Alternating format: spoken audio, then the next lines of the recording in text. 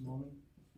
We have a message from Tom Street that he's inbound with ETA here of 7:10. And since it's be likely be 5 members out of 6 who will be here, I think it would be smart to wait for Tom to come here before we begin. So just kind of hang around in place, and as soon as Tom gets here, we'll get started post haste. I do want to make a couple of comments administratively.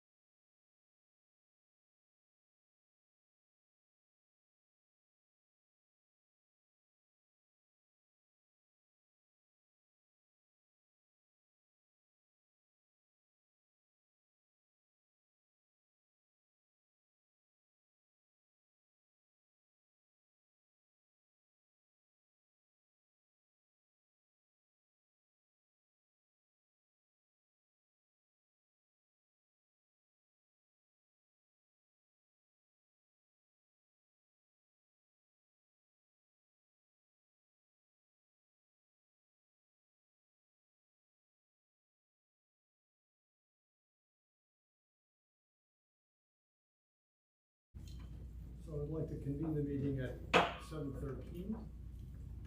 This is a special call meeting of the Shenandoah County School Board on May 27th, 2025.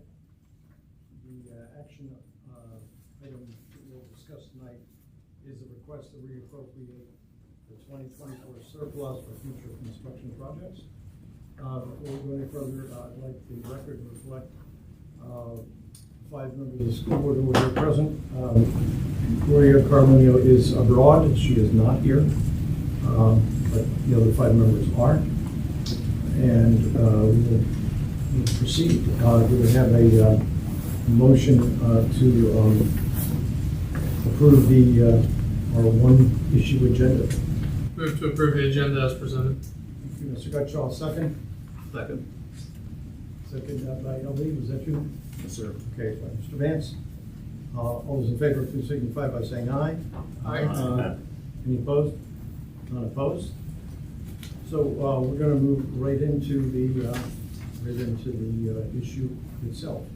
I'm going to provide kind of a backdrop or summary of what's occurred up to this point, and then at some, it seems like a logical point, I'm going to turn it over to our superintendent, who has been coordinating things subsequently between this board and the Board of Supervisors. So we became aware months ago that there was indeed a approximately $6.4 million surplus that had been generated by our system and had to do with various economies, had to do with a lot of some unfilled teaching positions, which meant salaries that did not have to be paid, and some other things. And so the accrual of various things brought us to that amount. And so there was immediate discussion among the board or interest as to how we could reclaim some of that surplus to be used for projects for the school. And one of the school board members, I forgot who it was, maybe I'm not sure, but asked that the options be recorded. And so a number of the school board members did come up with various options up to and including our last regular meeting of May 8th. And on May 8th, we went through options 1, 2, 3, and 4. And those are listed on our background, our explanation summary for this evening. And then thereafter, I think they're listed there.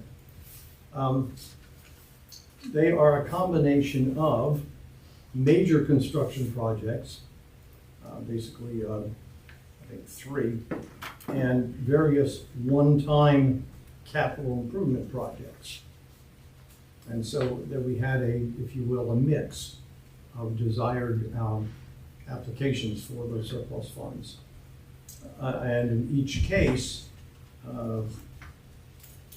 and I say we, the school system, I think you guys nodding over to the superintendent and to Kayla, excuse me. And we came up with options that totaled up to the 6.4 million, because we were optimistic, maybe in the extreme, and nevertheless optimistic, with various of these options. At our meeting on May 8th, I think there were 2 additional options that were added on the floor that night. One was, I believe, from Mr. Street, and the other was from Mr. Rickard. And so they were added to the set of 4 that we had had already been planned for that evening.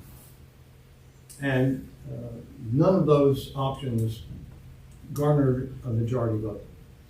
So we left that evening undecided as a board as to what we would request from those funds.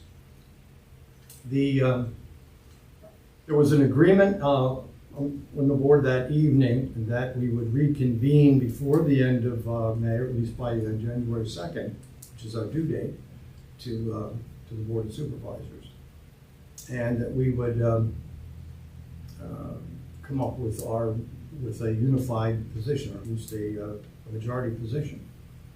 And the superintendent volunteered at that point to seek feedback from the various Board of Supervisors, so we would be able to have some more input on how they were feeling about it. And it's my feeling, like I'm pretty sure, that various other members of our school board also talked to different Board of Supervisors, trying to get some further background on what the feeling was. There was a feeling among our board that we would like to have a joint meeting of both school board and the Board of Supervisors. It was, I believe, felt by administrators trying to pull us together that would be basically impossible to get all 12 together and have some sort of effective meeting. But Evan Bass and Dr. Shepard, I think, came, if I'm wrong, but just let me know, kind of came up with the basic game plan that the leadership of the two boards, the chair and the vice chair, would meet with Evan and with Dr. Shepard and try to get a feel for what the two boards were feeling and to come to some general conclusions about how we could work this out between the school boards. And I know that this option has been done in the past, where the leadership of the two boards have worked together on similar concerns. So it seemed to be the best option we had. So on 21 May, Kyle, the vice chair, and myself met with Josh Stevens, the chair, and Dennis Morris, the vice chair of the Board of Supervisors, with Evan and with Dr. Shepard, Evan Bass. And so we had a meeting. I want everybody in the school board to know that Kyle and I were we were dedicated to making sure we did not make a particular proposal about anything that we wanted or we thought was right and proper.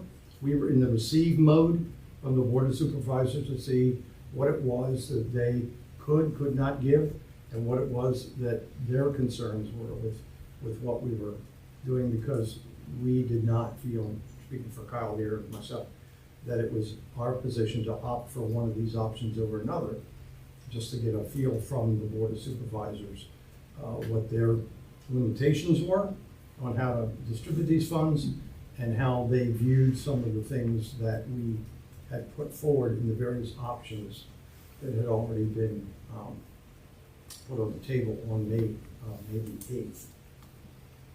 So at that point, I'm kind of stop right here, and we're in kind of an informal mode here. Is there anybody on the school board that has anything further to add about the chronology up to that point? I got a question. Were there any minutes kept of that meeting? Of the meeting with the Board of Supervisors? Yes. I took some notes, but they were not official notes. I took notes as well. Okay. So we could compile some informal notes, but there was no one, as I know, taking official notes for the compliance.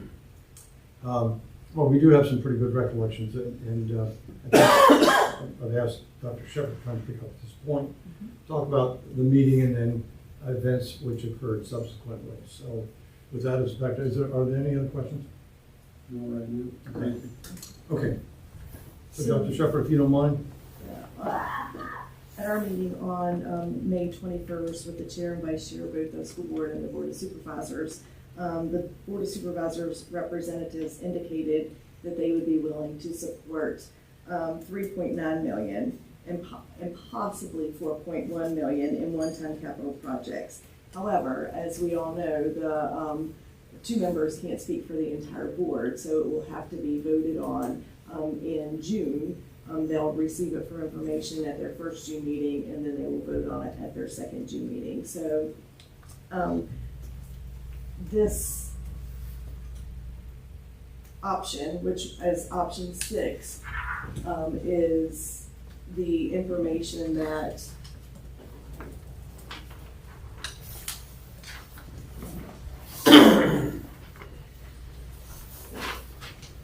was put together, that includes all of the one-time capital improvement projects,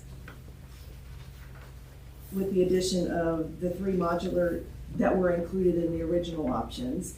And we also included the addition of 3 modular units at Sandy Hook Elementary School and improvements to the transportation facility. After that, School Board Member Street later requested that the access road at the southern campus be added to the list, so which comes up to $4.1 million.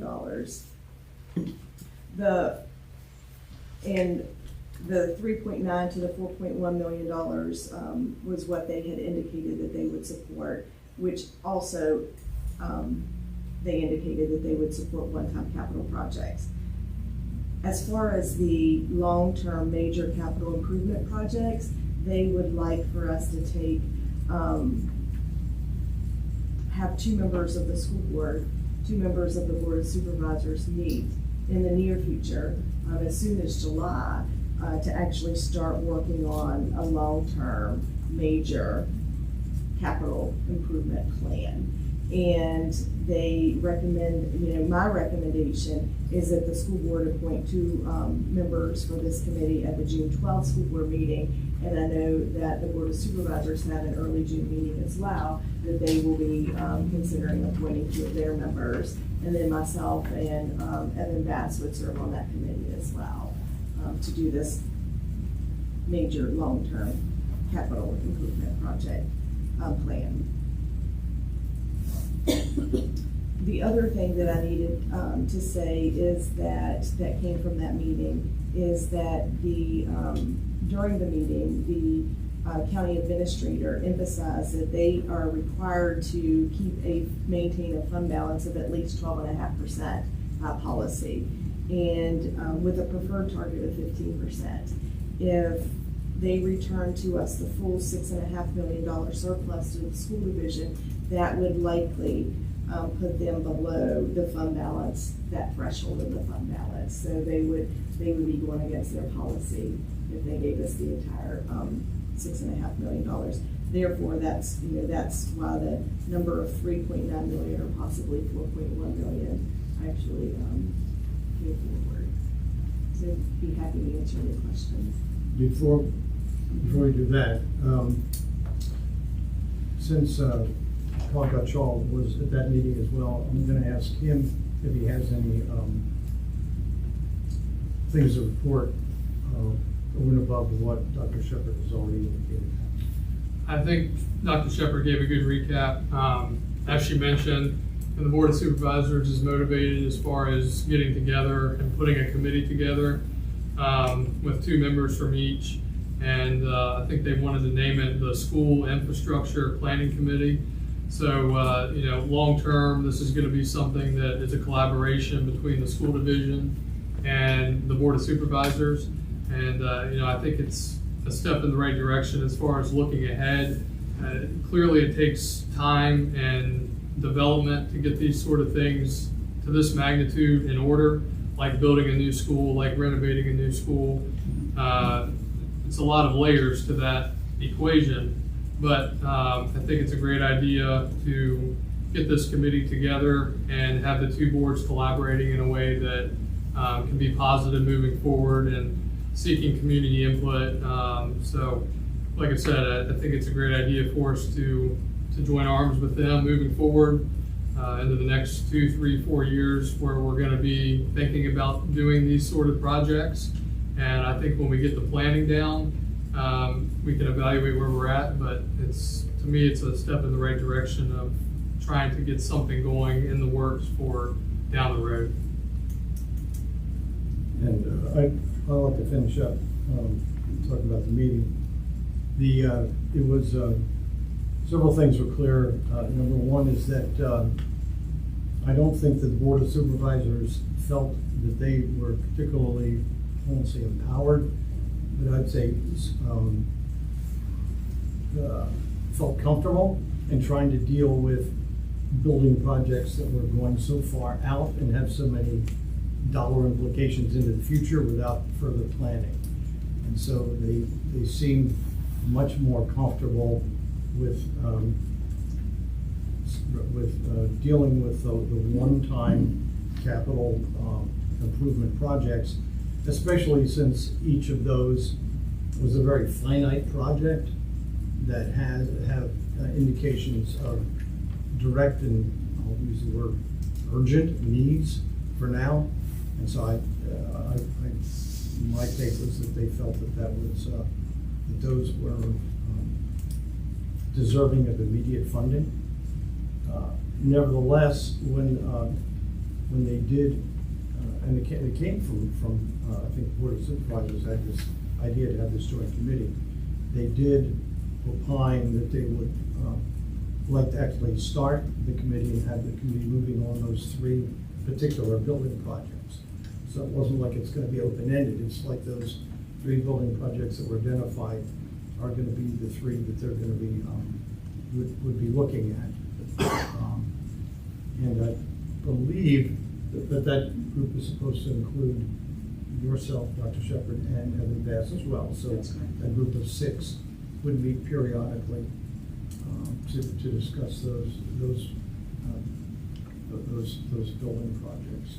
And because it's an appointed committee, there would be minutes taken at each of those meetings. Okay. I think we've kind of covered the waterfront on that now. Any other questions on the meeting? And then I'll ask Dr. Shepherd to continue developments since then. Why wasn't this included on the agenda for tonight? So our meeting was Wednesday with the Board of Supervisors, Wednesday, May the 21st, and the agenda went live that same afternoon. And if you'll recall, that was the same day that we had the, I won't call it a swatting incident at the Northern campus. So. But I mean, we had changes to personnel list right up till the time of the meeting. How come this was never added? And as far as I know, none of the school board members, other than what Tom got added down here, we weren't polled on this. We didn't, there was no discussion on what we wanted to add or how we came up with this list. No, but that's true. On the other hand, each of those except the access road to Southern Campus were parts of the options that we had seen. Okay, so if I'd like to make a modification to this tonight as another option, we could do that, correct? Yes, you could. Okay.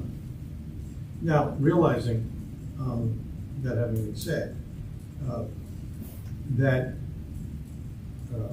we were pretty much told that we were stretching at the upper limits to 4.1 million. In other words, if we were to peak above that with something else, so we either have to mix and match or recalculate some of the 1 or 2 of these or whatever. But my pretty clear impression was that anything above that number is going to break their what's the term? We were pretty much told straight to our faces, this is the ceiling, because when we asked, well, can we get $6.5 million back? That's when the whole thing came in about the percentage 12.5 is below the threshold that they feel comfortable at. So they said, 5 or 10 minutes into the thing, when we bring that up, that, that's not going to be a possibility. So we have to adjust, because if we come in here and then say we want to get 6.5 after they told us they're not going to do that, it's just going to, I think it's going to muddy the process a little bit.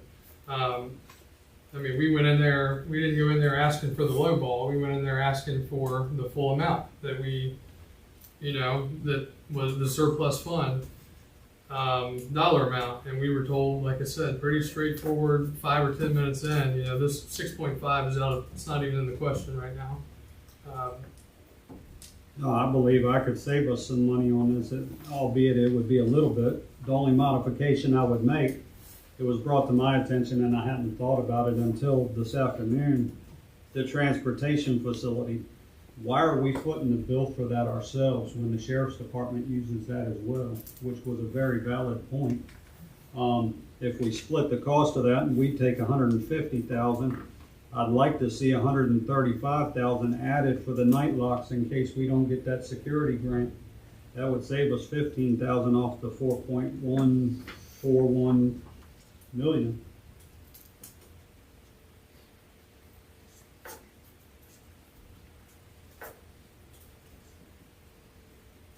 I mean, does anybody not see that logic? If we're sharing the transportation facility with the sheriff's department, why are we putting all the upgrades to it?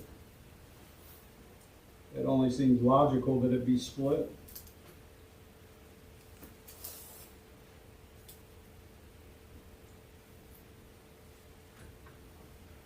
It might be too late in the game to do that, because hasn't the county board of supervisors already approved their budget for the fiscal year, which would include the allocation to the sheriff's department? Yes, they've already approved their CIP for this year. And that was $5 million. We received $2.5 million of that $5 million. And then other departments received the other $2.5 million.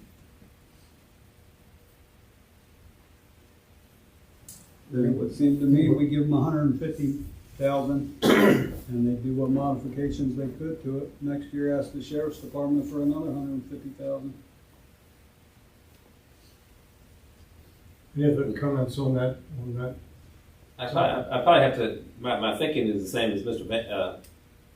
Vance's, and at this point in time of the game, to kind of go back to, kind of going back and to ask to restructure, I don't know if that's realistic, and right now. I mean, to me, all the modifications to the transportation facility, they don't all have to be made this year. It's kind of like us, if we're only getting 4.1 million from the Board of Supervisors, we have to make fit with what we get. Okay, well, so I have a couple comments about that. One is, I'm sure that the modifications for the transportation facility, if I'm correct, and you guys can correct me if I'm wrong, consist of 3 offices that would be constructed across there, which would, it's hard to just do 2 out of the 3 or to do it partially. So we've costed it out for that, and I think it would be too late to go back and redo those figures based on a hope that we could get another agency to pay. On the other hand, I do think that going forward with a more, I mean, that's an old facility, and with its modernization in those offices, it should make it more attractive for the sheriff's office to use, and we probably should go in and ask for some sort of partnership or support, financial support for them in the future. But I would think at this point in the game, to trying to just sausage slice something off of that, it's just going to kind of kill that project. I also am, I'm going to defer here to Dr. Shepard, but the grants that we're going for the security locks. I won't say that sure thing, but these are things that we've done in the past that have yielded success many times. We've received grants, our school security grants, probably regularly over the last 10 years. Yeah. But it doesn't mean that we're going to get the entirety that we ask for. Yeah. So we may ask for 250,000 and we may get 150, or we may get 175. So it just depends. Yeah. So it seems to me if we, based on probabilities, we just go for that, get it, and keep this plan for modernizing the transportation facility, and in the future, request a little bit more partnership from the sheriff's department. And what was the cost of the locks, 130? 133. So hypothetically, let's say we get 100,000 towards it, what, would we have a game plan? Could we find a way to try to make that project happen? If, let's say the grant gives us 100,000, and we're 33 grand short. We can always, there's a couple of places we can always look, but certainly, Okay. there may be some efficiencies on some of the capital projects that we're doing. Mhm. So we may be able to, there may be some money there, or, yeah. When would we be looking at knowing whether we're getting that grant or not? Yeah, so the application is due over the summer, and we typically know September, October whether we get the grant, and the grant has to be spent before the end of the year. There have been a few times that we didn't know until closer to December, whether we received the grant or not.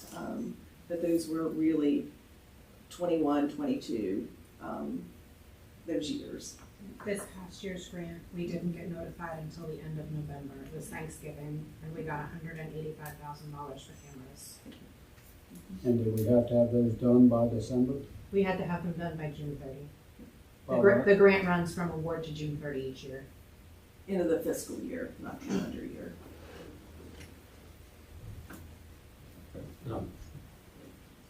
Mr. Chairman, I would comment. Sure.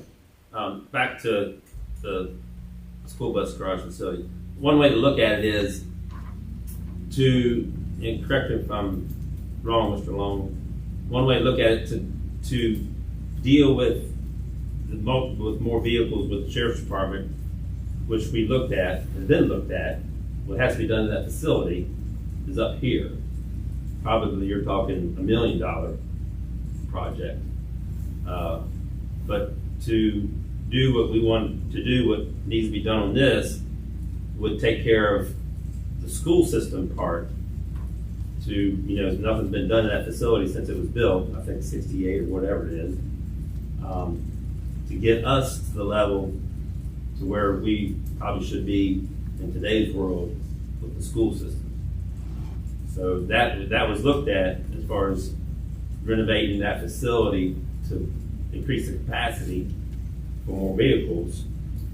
But that's a whole nother level, which we financially don't have. So point of clarification, you say whole nother, you're talking about a vertical build, right? No. Addition, or what? No, in addition, I'm just talking about price, I'm just talking about cost. Oh, okay. Like to get it to where we Oh, I probably should be to, Okay. yes, the sheriff's department does, and I don't know, Mr. Long would have to, come up with off the top of his head, a percentage. I don't know, that is a percentage of your facility used for sheriff's department, is it 10, 20? It would be a minute number compared to our responsibility, and the upgrades to the transportation department are dedicated to supporting us as we serve students in the division, not so much an increased ability to serve the sheriff's department.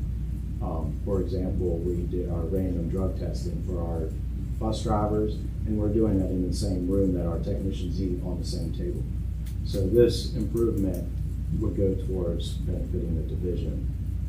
Mr. Street's making reference to if we wanted to expand our capacity, that type of conversation is not relative to this cost. Right. That would be a different topic. Thank you, Lucas, appreciate it. Does the school division cover 100% of the personnel cost of the transportation garage? Yes, but we charge the sheriff's department a fee when we fix their vehicles. Thank you for that, Kaylee.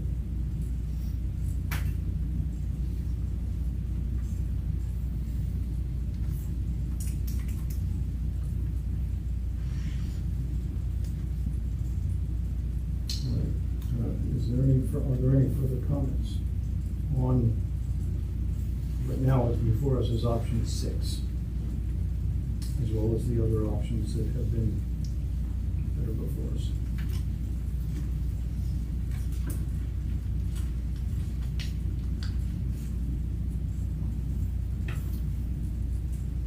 Would anyone like to make a motion?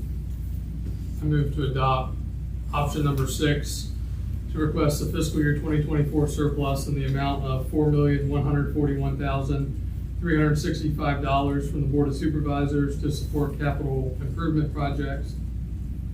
Again, as outlined in option number 6. Second.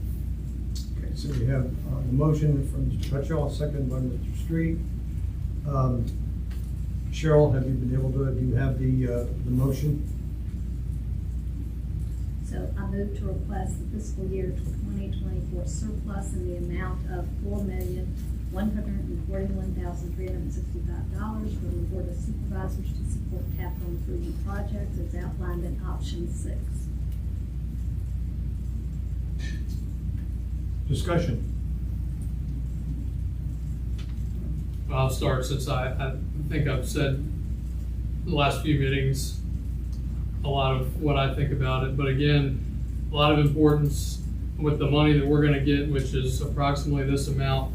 We have to reinvest in our schools that we have now before anything. We have to fix these things. These issues have been causing more money to be poured in every year. Some of these issues that we're addressing now will actually save us money over the next 2, 3, 4, 5 years. And, you know, talking to some of the Board of Supervisors and talking to some of the members of our public, they feel strongly that putting money back into what we have now is very important before anything else. Now, we've already talked about everything else regarding new builds. We're gonna start getting that, you know, in action with this committee. So don't want anyone to think that we're just gonna do this and that'll be the end of the show. I think it's just beginning, and moving forward, we just continue to work together with them, get this thing knocked out over the next few years, figure out the planning, and then go from there and see what our situation is. But I just feel strongly that, you know, this is where the money needs to go, that we're being given back here. Thank you, Mr. Crutchall. Mike?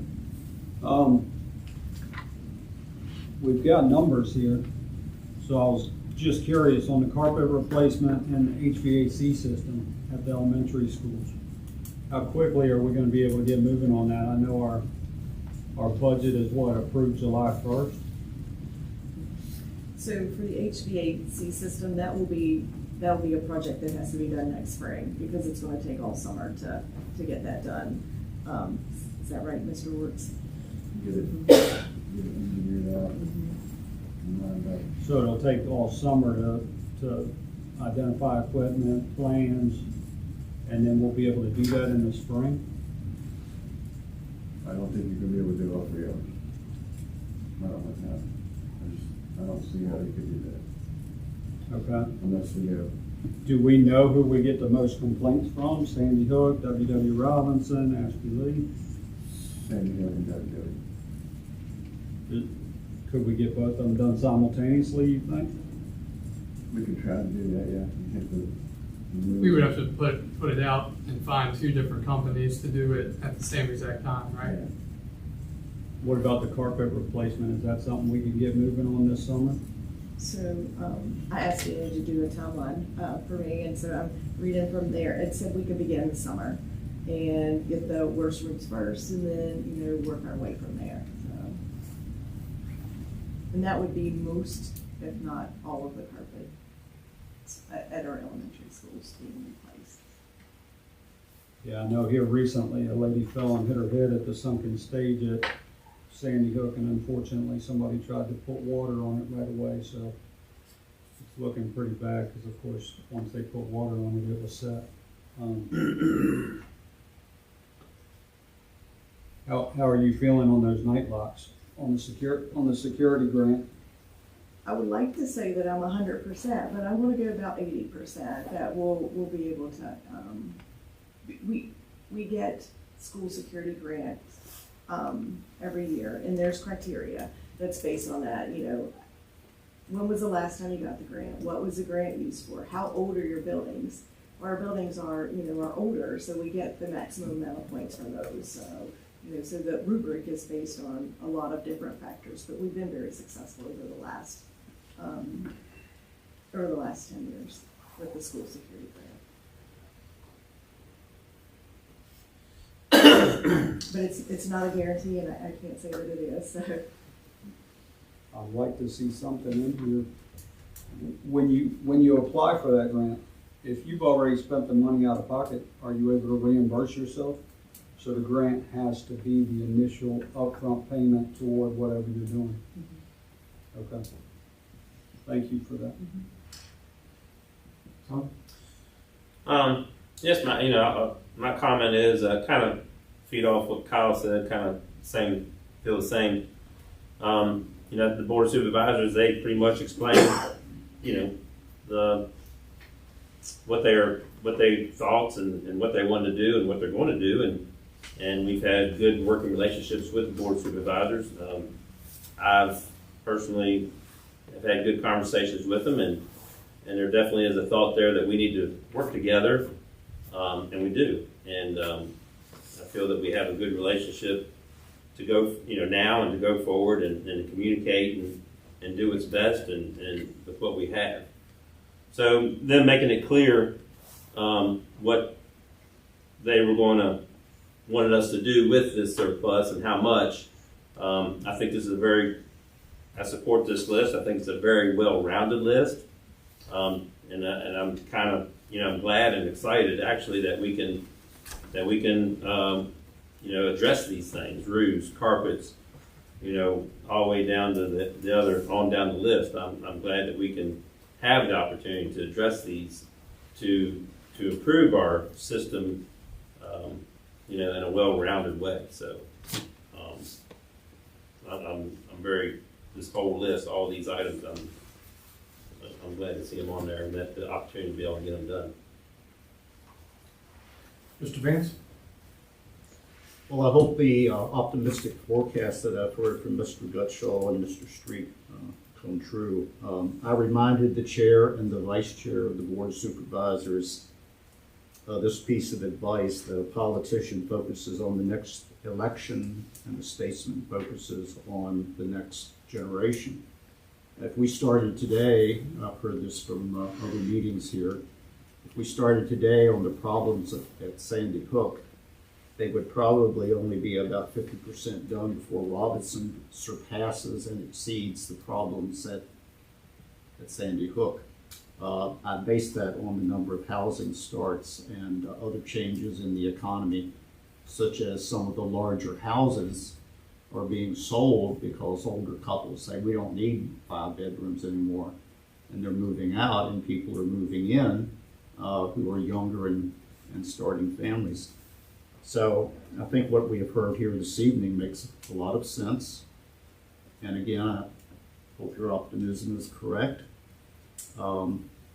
Words alone will not solve those problems at Sandy Hook and Robinson. Takes dollar marks and lots of numbers on the left side of the decimal. Am I not right, Ms. Campbell? Okay. That's all for this evening. Thank you, Mr. Vance. I think this is great news. Don't often get $4.1 million to fix up your schools. And we could look at the glass half empty or half full. When I was in the Pentagon, if we came in with a $6 million surplus, they'd probably cut us $6 million because we didn't spend that money. So the fact that we have, and every one of these projects is one that it resonates in my ear. What Tom said on May 8th, like if we were working for 3M or Martin Marietta or somebody else, and any one of these problems was there, they'd say, fix this today. And most of them have to do with safety and health of our kids. So I think it's great that these are really worthy projects. The second bit of good news is the 3 building projects that we've been talking about throughout have not been ignored. And indeed, there's a lot of passion in the community and even within the schools themselves about taking these on. And we got the attention of the Board of Supervisors, who admitted, I'll just say this out loud, admitted in that meeting that in the past, the Board of Supervisors has kind of let us operate on our own and kind of hands-off, and there was more of a, we heard from the two leaders, there was more of an indication to work with us along the way to do these things. They even came up with this name of this organization and so forth. And LV, I share your concern that we hold our feet to the fire as we go forward and do this. But we've got a commitment from them, and I'm going to take that seriously.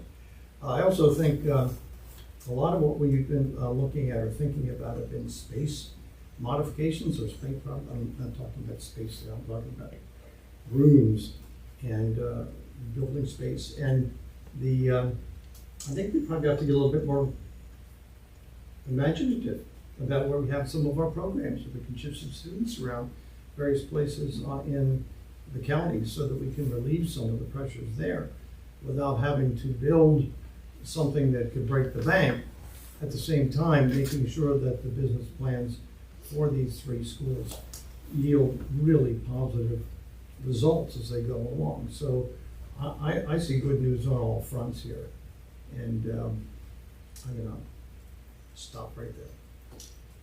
Any other comments? Okay, is there anybody that would like to have the motion read again? Sure, I think we're ready for a call vote. Mr. Street, Yes. Mr. Gutschall, Yes. Mr. Vance, Yes. Mr. Rickard, Yes. Mr. Barlow. Yes. So the vote is 5-0, and the motion passes.